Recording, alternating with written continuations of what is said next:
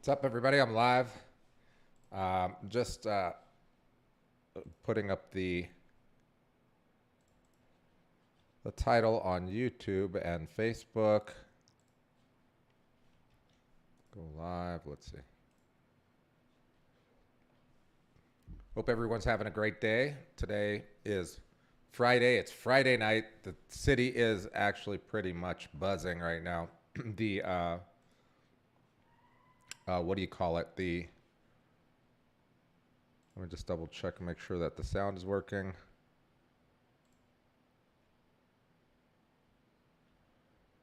Yep, it's working. Okay, so yeah, the city is kind of on fire right now, man. It's like people out and about, even from early on. It's like 8 o'clock right now, or 8:30. Sorry, and it's pretty much popping. Um, yeah, so yeah, I love this topic today.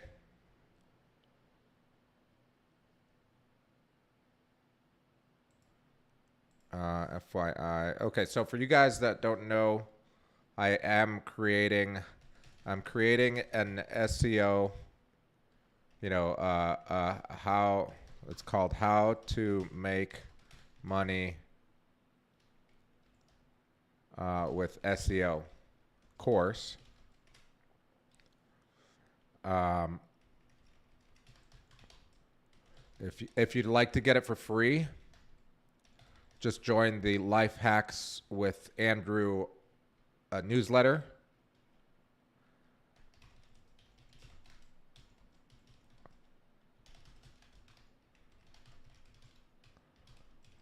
And I'm going to put the newsletter URL in the description right now. 1 second. Where is it? Oh, it's in here. It's in my note-taking app.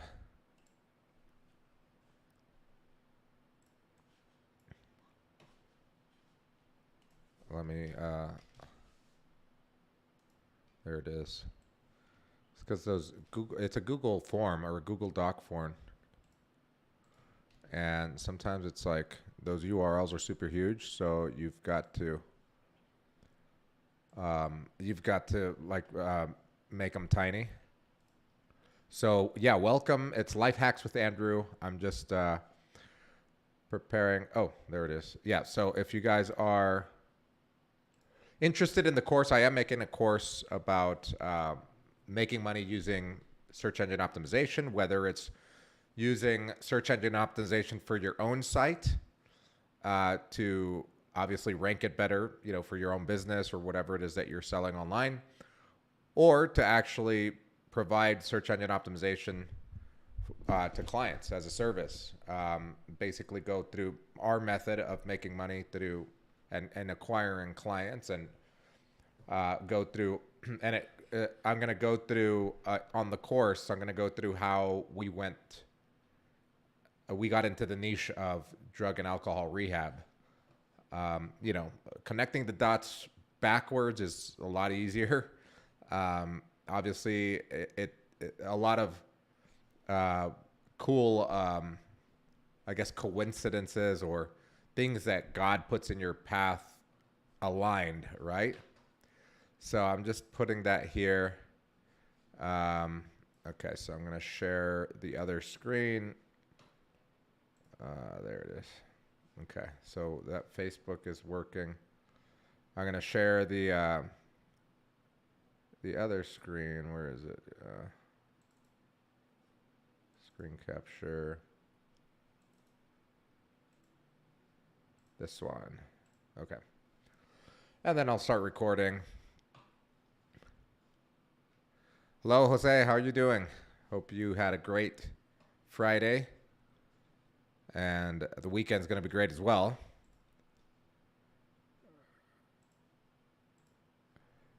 And yeah, my Friday was great. I did my typical routine of going to the cafe. I go to Ihamiya. If anybody, sees my posts on Instagram, a lot of it is littered with Ihamiya breakfasts and brunch. They do brunch, like all day brunch type of menu. And so I go there every morning, get my day started, do work from there. And then I had lunch with Leo, a friend of mine who's here in Colombia right now, at there at Ihamiya, and then came home and worked on this. Well, I had some other stuff to do as well for the business, and then worked on this presentation, and my barber came over. He comes over either Thursdays or Friday nights when he has time. So he came over today and barbered me up. So yeah, so today we're talking about overcoming the fear of failure. There it is. Actually, I should put that as the title here. There we go. And I got to double check on YouTube. And I'm also on Twitch, mostly for my video game playing, but I also stream this on Twitch. So if you do use Twitch, feel free to follow there.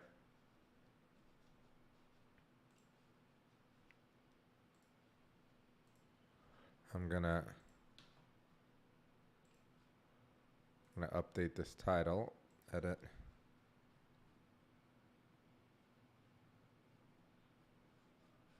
All right. Oh, there it is.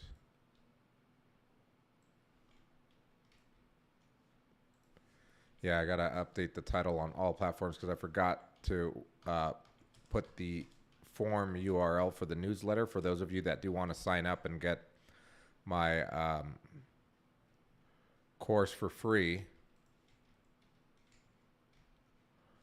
My SEO, Making Money with SEO course for free. You could do so there. It's in the description. I wonder why that happened.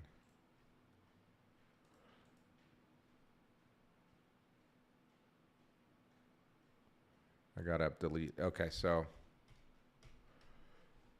Facebook, both Facebook accounts are all set. Yeah, so I hope you guys had a great Friday. It's been a good Friday for me, and also Medellin is just on fire right now. It's like everybody's out and about. Everybody's trying to go out. It's great. The city is definitely buzzing. There's a lot more tourists right now than there have been in since COVID basically hit and we had to shut down.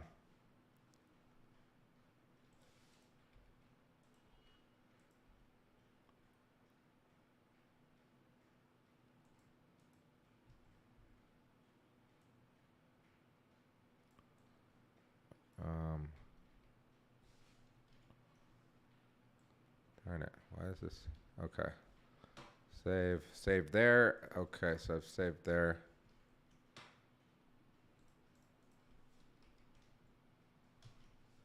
Saved on Facebook as well. Let me just double check the other account. Yeah, so how are you guys doing? Thank you for the likes. Let's see who's liked it. I'll shout you out here in a second. Robert, what's up? How you doing? Julio, thank you for the like. Mom, Rocio, thank you for the like. You guys are awesome. So slowly but surely this channel is getting big. What's up, Robert? Doing well, man. Life is good. I hope you're doing well. Are you still teaching English? Are you still bodybuilding? I remember that was like one of your strengths, man.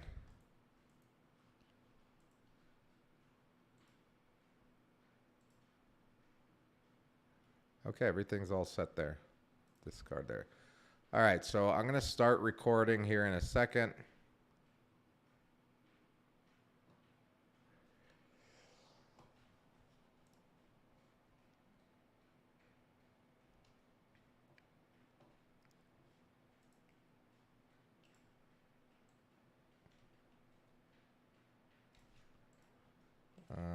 Yeah, whoops. I wonder why it keeps telling me that I'm spelling dead wrong, but I'm not. Oh, I see. Yeah, it's weird. I use Grammarly for grammar and stuff, and it's telling me that the grammar is wrong, but it's just because it's a title.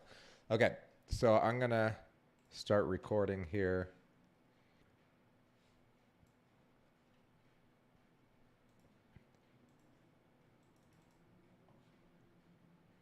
Record. All right. Welcome to Life Hacks with Andrew. I'm Andrew Messia. Today we're talking about 4 ways to overcome the fear of failure. Fear of failure can't. Okay, I'll start again. Welcome to Life Hacks with Andrew. I'm Andrew Messia. Today we're talking about 4 ways to overcome the fear of failure. The fear of failure can stop us dead in our tracks. Our goals and our dreams are way too important for us to be paralyzed by fear. Today I'm going to go over 4 ways to overcome the fear of failure. So let's get started. The first thing, before I get to the symptoms actually, let me do a little bit of a bigger introduction to the fear of failure, because a lot of people, have different opinions and different views of what failure is. Have you ever been so afraid of failing at something or being rejected that it stopped you dead in your tracks? Or has this fear of failure or rejection made you subconsciously sabotage your own efforts? Sometimes we consciously make the decision to take no action because we're afraid of the outcome. Sometimes we don't take action without even knowing why. We make up excuses. We take other actions that will undermine our efforts in order to avoid failure. Before I tackle overcoming the fear of failure, let's talk about what failure is. So before I tackle overcoming the fear of failure, let's talk about what failure is. What does failure mean to you? Failure has many definitions because we all have different benchmarks, values, belief systems. What I feel is a failure may be seen by another person as a learning experience. According to the Kentucky Counseling Center, I found online, the fear of failure in a particular endeavor is experienced by most people one way or another. But irrational and extreme fear of failing or facing uncertainty is a phobia, known as I always fuck this up. Atticophobia. But irrational and extreme fear of failure or facing uncertainty is a phobia known as atticophobia. Everyone may not experience it, but this kind of phobia has its level of severity from mild to extreme. The fear of failing is also linked with anxiety or mood disorder and affects one's mental health and quality of life. So obviously not all of us have this extreme fear of failure where it ventures over into a mental disorder, right? A mental health disorder. But I think everyone at some point does fear failure, whether it's a mild amount or even an extreme amount. But obviously, if you have some sort of mental health issue with the fear of failure and actual phobia, you obviously would want to talk to a professional. The Kentucky Counseling Center also says irrational fear of failure could be caused by a traumatic event that a person had experienced before. This traumatic experience can make a person doubt one's abilities and believes that they are not good enough to try new things. Severe atticophobia keeps a person restrained. Severe atticophobia keeps a person restrained with their comfort zone and prevents them from moving forward in life. Wow, that's actually pretty powerful there. Severe atticophobia keeps a person restrained within their comfort zone and prevents them from moving forward in life. And I always, come back to my life when I read something like this and think about the times where I stayed in my comfort zone, the comfort zone of not being rejected, not feeling negative, not feeling bad because I tried something and failed at it. One of the big examples in my life is women, right? I think men as a whole, we we fear failure or fear rejection from the opposite sex because of what society has put on that, right? That if you ask a girl out and she rejects you, then you're a failure and you're not good enough. You're not a man. You're not attractive.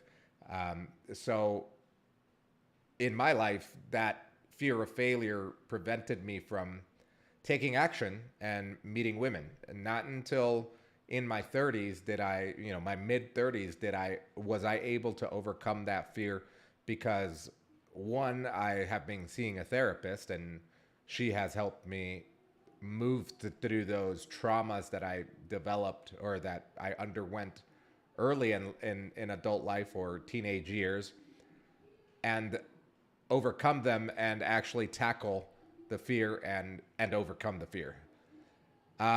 According to mindtools.com, fear of failure can be linked to many causes. Fear of failure can be linked to many causes. For instance, having a critical or unsupportive parent is a cause for some people because they were routinely undermined or humiliated in childhood. They carry those negative feelings into adulthood. I'll repeat that sentence. According to mindtools.com, fear of failure can be linked to many causes. For example, having critical or unsupportive parents because they were routinely undermined or humiliated in childhood. They carry those negative feelings into adulthood. Experiencing traumatic events at some point in your life can cause fear of failure. For example, say that several years ago you gave an important presentation in front of a large group and you did very poorly. The experience might have been so terrible that you became afraid of failing in other things. And you carry that fear even now, years later. I think, when I was a kid, unfortunately, I had an experience in, I think it was either first grade or kindergarten, where a teacher asked a question: what is the definition of subject, of the word subject? And obviously now as an adult, you say a subject is like, math, in school. That's the answer she was looking for. She was looking for the answer, subject being math, being a topic, right? But I replied, because one of the kids raised their hand and said, yeah, a subject is like math, English, history, etc. And she said, yeah, that's correct. And I kept my hand raised, and she said, Andrew. And I'm like, well, subject also is, for example, like a person.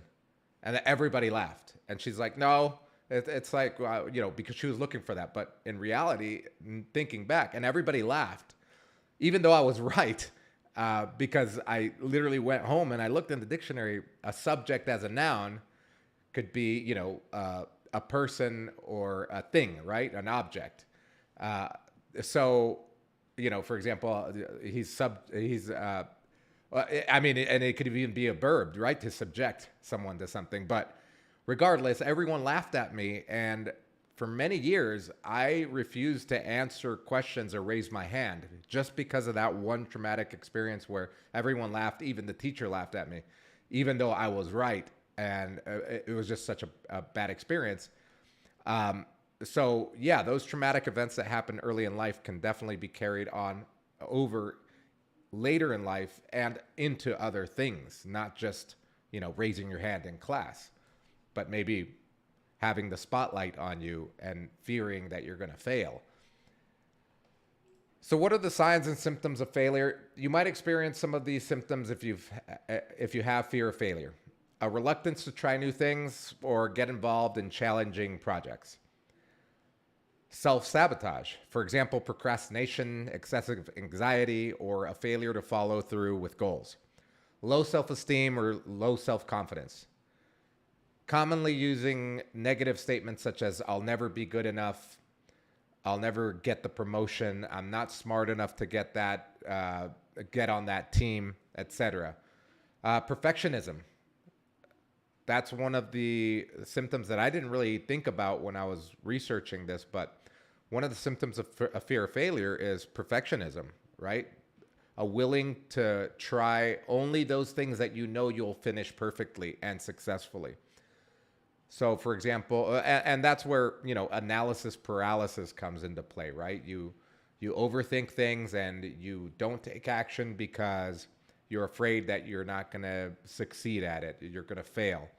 So, perfectionism is a symptom of failure. I'll go over those again. Some of the symptoms of failure are the reluctance to try new things or getting involved in new projects. Another symptom of fear of failure is self-sabotage. For example, procrastinating on a project because you're afraid you're going to fail or you're not going to do it right. Excessive anxiety or a failure to follow through with certain goals just because you don't want to fail. Low self-esteem or low self-confidence, commonly using negative statements such as I'll never be good enough to get that promotion, I'll never be smart enough to get on that team, etc. Perfectionism, a willingness to try only those things that you'll know you'll do perfectly to avoid failure. So, what are the 4 ways to overcome failure? Obviously, there are a lot more ways than this, but I put 4 just because I don't want this to be a huge video. And also, I want it to be something actionable, something that you can take, something that you can watch and take something away from it and actually do the action. And it's simple enough where you don't have to go out of your way from your daily routine. You just have to add it to your daily routine and it won't take very long to do. And you can make it part of your life to get rid of these fears of failure. Why am I talking about this subject is because for a long time, I had a fear of failure in business. I also had a fear of success. I've discovered through therapy. I've also had a fear of rejection from women. I've discovered that through therapy. I'm really promoting therapy here, which is a great thing, but it helps you overcome these fears. So that's why number 1 is to figure out where the fear comes from. Understanding and pinpointing why you are afraid of failing and how failing might truly affect helps you face your fears. This insight is also useful to identify precisely how the fear or a failure is impacting your behavior. For example, if you're overstriving or working frantically not to achieve success, but simply to avoid the consequences you think might happen if you fail, or are you engaging in self-protective behaviors such as procrastinating or avoiding to give yourself a reason to explain away failure, basically giving excuses. Once you've identified stressful or self-sabotaging behaviors, you can change your actions to make success more likely. Figure out where this fear comes from. Ask yourself what the root cause of your negative beliefs could be. When you look at the 4 main causes for fear of failure, which one resonates with you? Write down where you think the fear comes from and try to understand it as an outsider. So write down your fears, right? Where do you think these fears come from? And try to understand as if you were looking from outside looking in. If it helps, imagine you're trying to help one of your best friends. Think of yourself as one of your best friends, and how would you help this best friend overcome this fear and to figure out where this fear comes from. Perhaps your fear stems from something that happened in your childhood or deep-rooted insecurity. Naming the source of fear takes away some of its power. I had to do this through therapy. Naming my fear and pinpointing even the event that caused this fear or the events that caused this fear. For example, the fear of rejection from women, the fear of sales, the fear of success, the fear of not being wanted, the fear of public speaking. All of that I had to go through and figure out why was it that I was afraid of that in order to take the next steps to overcome the fear. So write down where you think the fears come from and try to understand it as an outsider, as if you were your own best friend. That's what I love to think of myself as, is I am my own best friend. How am I going to help Andrew today? How am I going to make Andrew's day better? How am I going to make Andrew's life a success? So when it comes to pinpointing where your fears come from, you're going to have to look at yourself as a best friend and say, okay, let's sit down and write down the fears. Try to figure out where this fear comes from in order to be able to tackle that issue. And literally just by naming it, you don't have to name it publicly. You don't have to tell everybody about where your fear comes from, because it could be an embarrassing moment. Eventually, you can get the courage enough to express and share what the fear was or what the event was that caused this fear of failure or rejection with other people. But that comes with time and healing, right? Everything heals with time, but first you have to pinpoint where the root cause is, or what happened in your past that makes you afraid of this certain thing. So write down where you think the fear comes from. Just naming it and writing it down is kind of like a relief. That was the exercise that was done with me. Writing it down and actually burning it was what I did. It was kind of like a release. And I'm not saying that right away you're not going to be afraid of failure or rejection once you do that, but it does give you a sense of release, and it also gives you a sense of relief, and it also gives you a little bit more confidence to tackle the goal. And you actually feel like you're making strides when you go back and you write these things down, like figuring out why was I afraid to approach women, or beautiful women, I should say. Because it comes from a deep-rooted traumatic event that happened when I was a teenager and I was rejected. Not only once, but multiple times. And by not attractive women. It was non-attractive women. So I realized, and I thought, well, if a non-attractive woman rejects me, then there's no way I could ever even get close to talking to an attractive woman. So obviously through therapy and through self-healing and through self-help, treating myself as my best friend, I've overcome that fear, and now I have to beat him off with a stick. No, I'm just kidding. But anyway, you understand what I'm saying. It's just naming it and releasing that is a relief. So once you figure out where that root cause is and you've written it down and burnt it, crumbled it up, teared it up, or whatever, that gives you a sense of release. Number 2 is to actually face your fears. That's one of those things that it's like, okay, that's obvious and it's kind of cliche, but in reality, the best way to remove your fears or to conquer your fears is to actually face them. And this is the hard part for many of us. For example, I was afraid of sales, selling shit to strangers. So when I joined a multi-level marketing company that sold fake perfume on the street out of the back of your car, out of the trunk of your car, that fear of failure went away the moment that people started to tell me off and told me to fuck off, told me to, ran away from me, got scared because they thought I was going to rob them because I would work until nighttime and I'm at the parking lot of a Target or a Walmart or a grocery store, and asking them, hey, what kind of perfume do you wear? Hey, what kind of cologne do you wear? I'm asking because I just did a perfume show and I have a whole bunch of samples in the back of my car. What do you wear? Literally, that comes out naturally to me, even though I hadn't, I did that MLM back in 2005. But the sales, I conquered the fear of sales because I put myself in the fire, right? I put myself through the fire and realized that the worst thing anybody could say has already been said to me.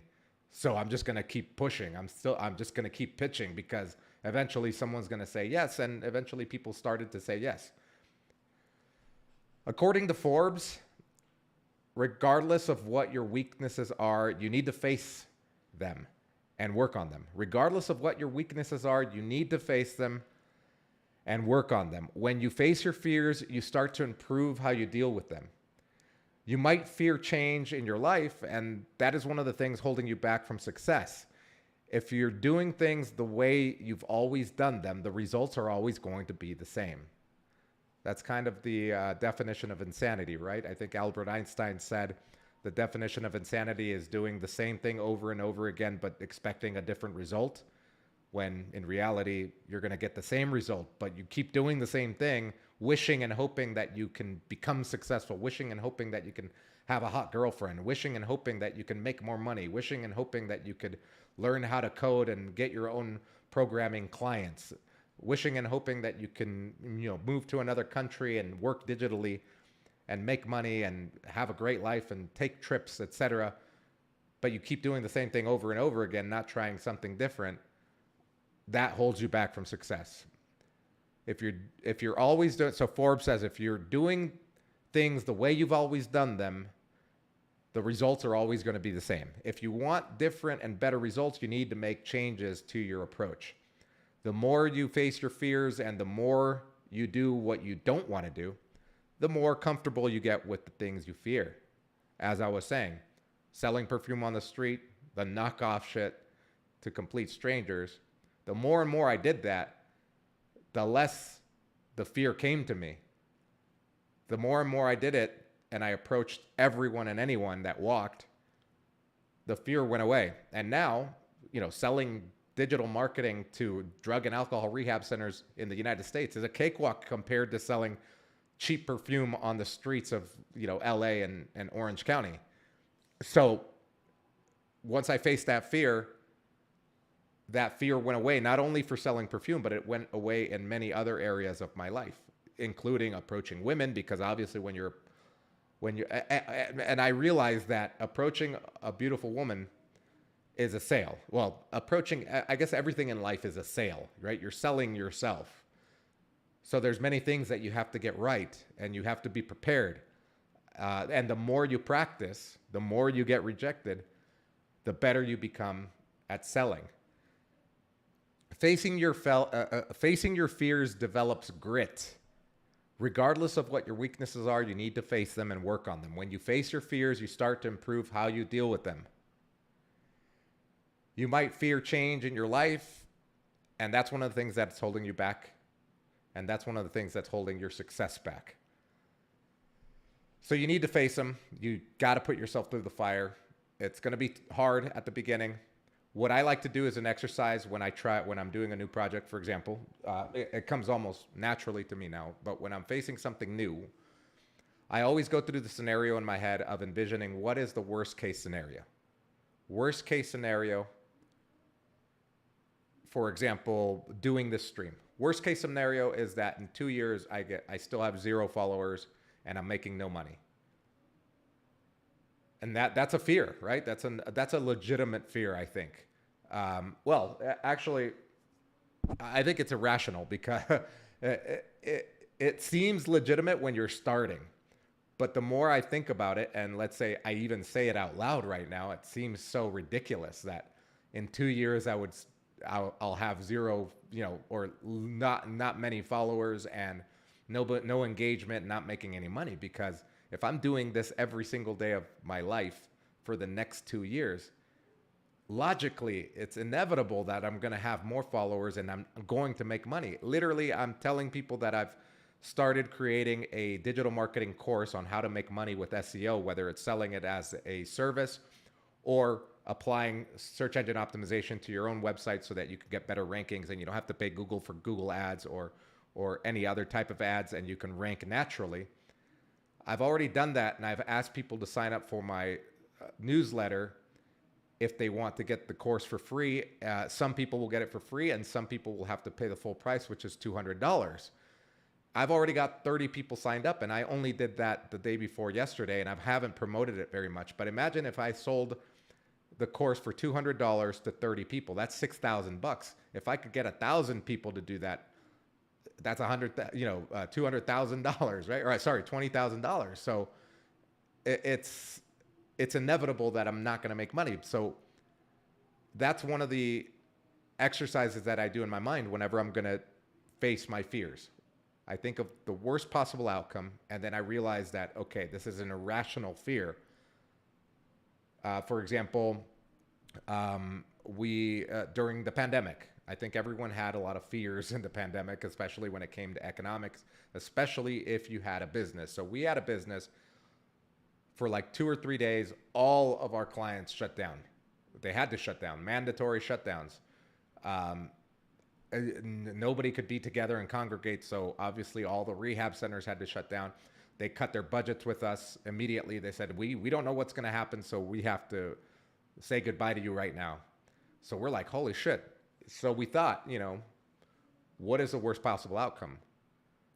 That we never gain those clients back, that the business goes under, that I have to go back to freelancing, that the pandemic will last forever or for a long time.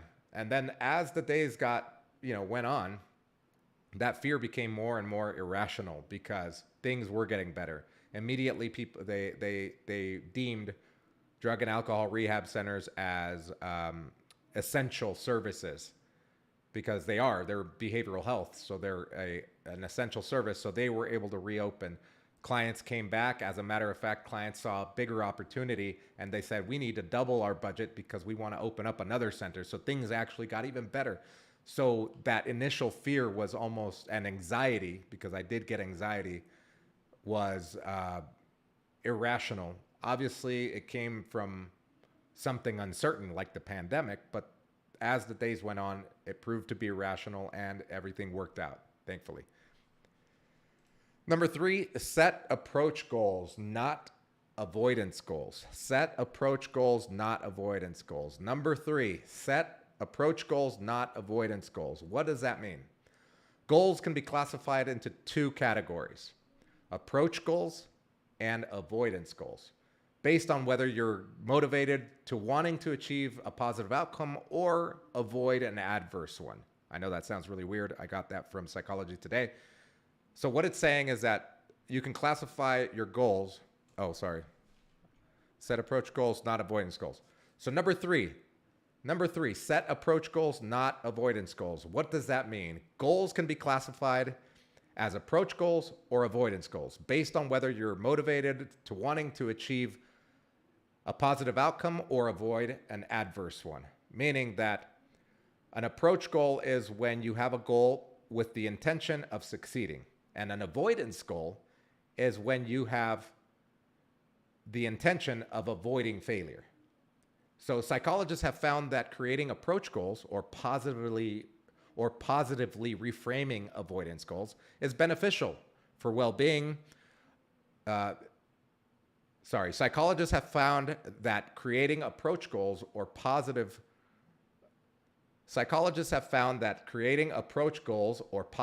reframing avoidance goals is beneficial for well-being.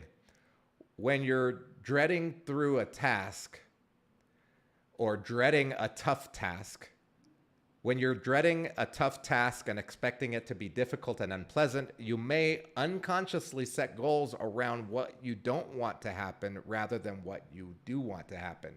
For example, the phrase, I don't want to be broke, right?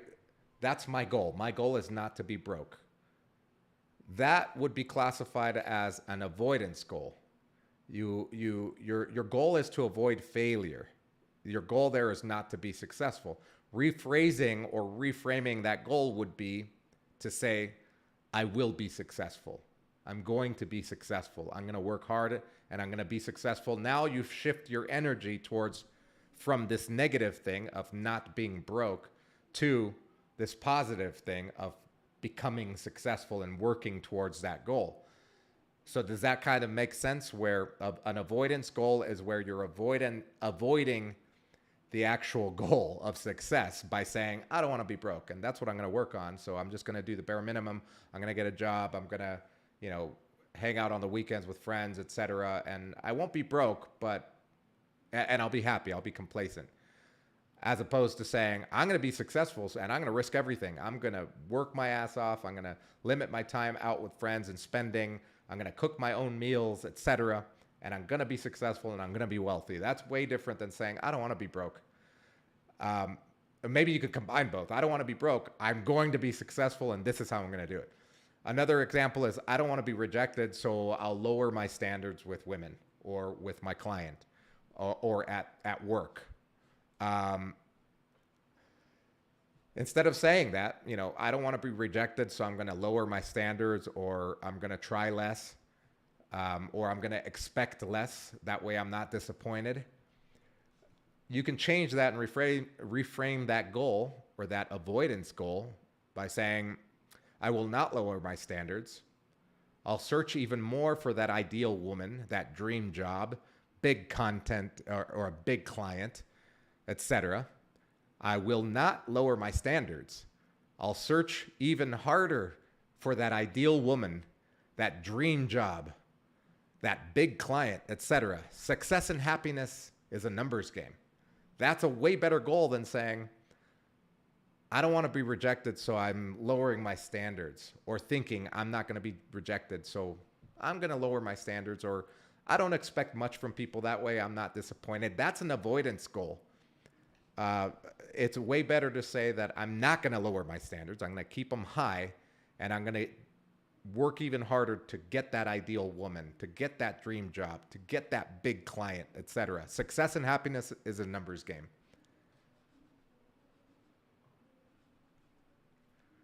Yes, Juan Esteban, you're correct. Change the goal from I don't want to be broke to I will work hard to pay my bills and save 30% or $100 a month, 30% of my income or 10% of my income. So yeah, success and happiness I've found in my life is a numbers game. Success and happiness is a numbers game. The more you go out and search for it, and the more you get rejected, the more you fail, the better the outcomes, the more happiness and the more success you find. But you have to be willing to tread the murky waters of failure. Number 4, don't fear failure, fear regret. This is something that I did not find on the internet. This is something, it's a value that I hold in my life. I don't fear failure. I fear regret. Failure is less painful than regret, in my opinion. If you try something and it doesn't work, that pain will subside and something else will replace it eventually. If you don't try, though, the pain or regret will haunt you forever. And I've found this in my life when I've regretted things that I didn't do. I regretted not approaching that beautiful woman at the gym, and then I never saw her again. I regretted not going after this big client, and then my friend with less experience got the client, or this other company got the client that does shit work. Yeah, there have been regrets, and those regrets haunt you longer and are more painful than the actual failure that you would experience by trying to reach your goal or reach your dream. So if you don't try, the pain of regret will haunt you forever. Whenever that fear of failure arises in me, I remember the feeling of regret from the times I decided not to take action. So whenever that fear arises in you, remind yourself of the feeling of regret of not taking action in those times that you decided not to take action in your life. Focus on learning, man. Failure is learning. Failure has such a negative connotation in our society today, but in reality, if you change your brain a little bit, brainwash yourself. I always come back to this pretty much on every stream or every talk is if you change your brain to going from a negative connotation of failure to a positive connotation of failure, like failure is not negative. It's actually positive because it's a learning experience. It's a challenge. It's a mountain that I'm climbing. And even though I stumble a little bit back, sometimes I have to take a couple steps back to take a big leap. Focusing on those positive aspects of failure makes life a lot easier, and whatever it is that you're trying to do a lot easier. The chips aren't always going to fall where you want them to fall. The chips aren't always going to fall where you want them to fall.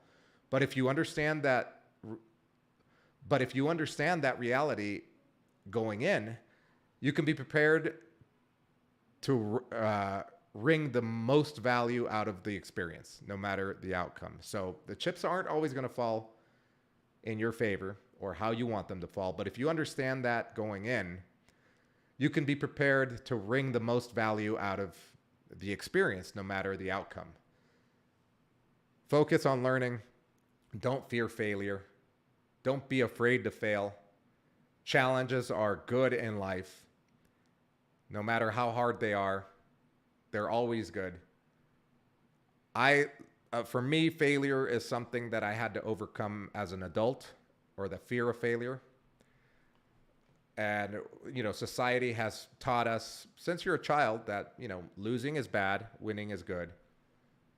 Some parents are really great at teaching their kids that, losing and failing is good. It builds character. It builds a competitive nature. It's good for competition. It's good. Life is a competition, believe it or not. We're here. We've survived all this time because we're bigger and better than our ancestors or those other species that have died out. So life is about failure. Without failure, there would be no success. So we have to fail. Michael Jordan said that he's missed 1,000 shots in his career. He's missed over 300 game-winning shots. But that's why he's a success. He's failed over and over and over again in his career, and that's why he's a success. People don't remember the failures. It's very, very rare that people will remember your failures. They remember your successes. They're probably not even around when you fail because no one likes to be associated with failure. So usually people don't even care, don't even worry, don't even think about your failures. Whatever you're conjuring up, this fear of maybe people thinking about you in a negative way or being embarrassed because you're going to do something. Usually the reality I've found in my life is that other people don't even give a shit. They don't even care. Some people won't even think twice about what you're trying to do because they're already caught up in their universe and their life. So step out of your own universe for a second and envision or role play as if you were an outsider looking at yourself and say, well, would I really care? Do I care when other people fail? Not really. I mean, it's part of life. So why should I care about not trying because I fear failure? Juan Esteban says, we have been educated to fear mistakes and failure. Yes, I believe that. We have been educated to fear mistakes and failure since we're kids, since kindergarten. Reality is failure and mistakes are the best teachers. That's absolutely true. It's a great statement. And since we're tricked to believing that mistakes are bad, we have to reset our brains. Yeah, that's why I say brainwashing. And again, that word, you have to brainwash yourself, or a brainwashing is usually it has a negative connotation, right? Oh, he was brainwashed, and it's always negative. I brainwashed myself coming out of prison in 2005. I started the process of brainwashing myself to become a better person, to become a success, and I continuously do so. When I catch a mistake or catch self-defeating behaviors or thoughts, I catch myself and try to wash my brain. I try to clean it from all that negative stuff. Jose David, thank you for the claps. Very good that you transmit these topics. Yes, I agree. I think people need to hear this. Oh, you're teaching with Juan now. That's awesome, man. Congrats, Robert. Thank you for the likes. Rocio Macia, that's my mom. She sent the heart. So thank you guys for joining. My name is Andrew Macia. This is Life Hacks with Andrew. Every single day for the next 2 years, I'm going to be doing a live stream about a motivational topic, about a life topic, about business, etc. I hope that you guys get something out of it. If you're in need of help, reach out. You can literally reach out to me. If you're going through something, you can talk to me or talk to someone. The point is to reach out. Don't be afraid of failure. Failure is good. Failure is a part of life. The more you fail, the closer you come to victory. The more you fail, the closer you come to victory. Failure subsides. That pain will subside. But victory is forever. So keep pushing, guys. I'll see you guys tomorrow. I'm going to get off right now, and then I'm going to stream Fortnite. Thank you for watching Life Hacks with Andrew. Please subscribe, follow, like Instagram, Facebook, YouTube, and Twitch. Thank you. Have a great day. Okay, so I stopped recording there. And I'm going to probably end this stream and... yeah, I'm going to end the stream, and then I'm going to come back on and play Fortnite. Continue talking about the topic. That's what I do while I play Fortnite. The kids love it when they follow me on Twitch. Not even the kids. Adults also watch it on Twitch. And they say that they like it. And while a little tip or a little advice here for business, what is your value proposition of your business? Let's say you're trying to start a business. Let's say you want to start your own, for example, Robert, he's an English teacher. Maybe he wants to venture out and start his own English teaching, academy or business. What is your value add? What are you adding to value? Because there's thousands of teachers out there that, do it on their own, and they get some clients and stuff, but what sets you apart from them is what's going to make you a huge success.